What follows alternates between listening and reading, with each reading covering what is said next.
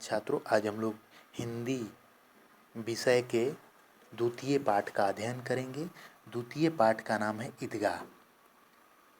ईदगाह का अर्थ होता है वह स्थान जहाँ ईद के दिन एकत्र होकर नमाज पढ़ते हैं और खुशियाँ मनाते हैं।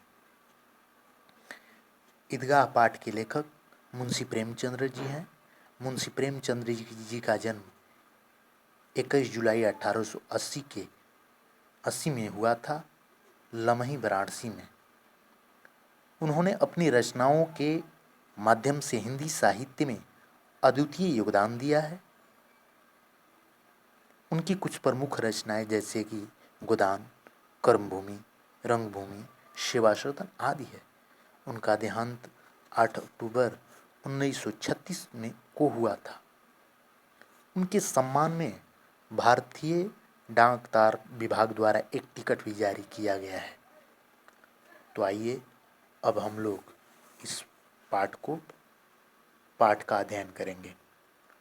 उपन्यास सम्राट मुंशी प्रेमचंद्र की यह अत्यंत मर्मस्पर्शी कहानी है। उपन्यास का अर्थ होता है वह कल्पित और लंबी कहानी जो अपने पात्रों और घटनाओं से युक्त हो अथवा जिसमें जीवन की अनेक बातों का चित्रण किया गया हो। सम्राट का अर्थ होता है शासक, स्वामी। मर्मस्पर्शी का अर्थ होता है दिल को लगाने वाला।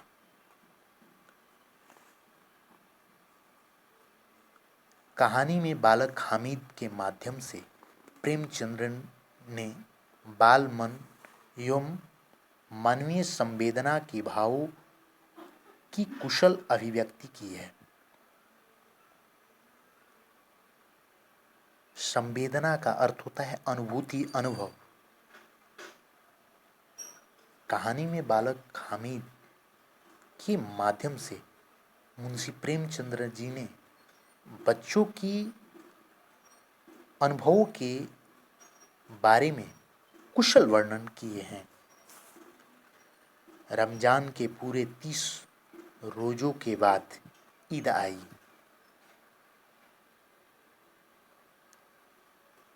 कितना मनोहर और सुहावना प्रभात। मनोहर का अर्थ होता है सुंदर, सुहावना, खूबसूरत, मनोरम। कितना खूबसूरत, कितना सुंदर प्रभात सुबह है। वृक्षों में कुछ अजीब हरियाली है।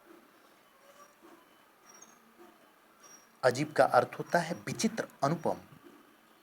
वृक्षों में कुछ विचित्र सी हरियाली है। खेतों में कुछ अजीब रौनक। कुछ खेतों में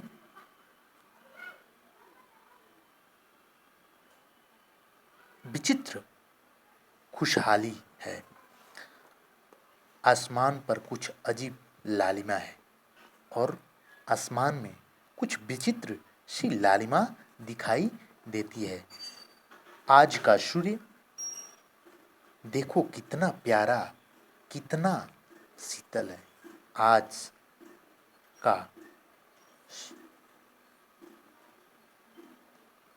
सूर्य देखो कितना प्यारा और कितना शीतल है। शीतल का अर्थ होता है ठंडा। मानो संसार को ईद की बधाई दे रहा हो। लग रहा है कि आज संसार की ईद की बधाई दे रहा हो। गांव में कितनी हलचल है और गांव में कितनी खुशियां है। ईदगाह जाने की तैयारी हो रही है और ईदगाह जाने की तैयारी हो रही है। लड़के सबसे अधिक प्रसन्न हैं और बच्चे सभी लोगों से ज़्यादा प्रसन्न हैं। जल्दी मची है कि लोग ईदगाह के लिए चलते क्यों नहीं हैं। बच्चों के अंदर थोड़ा जाने की उत्साह कुछ अजीब है।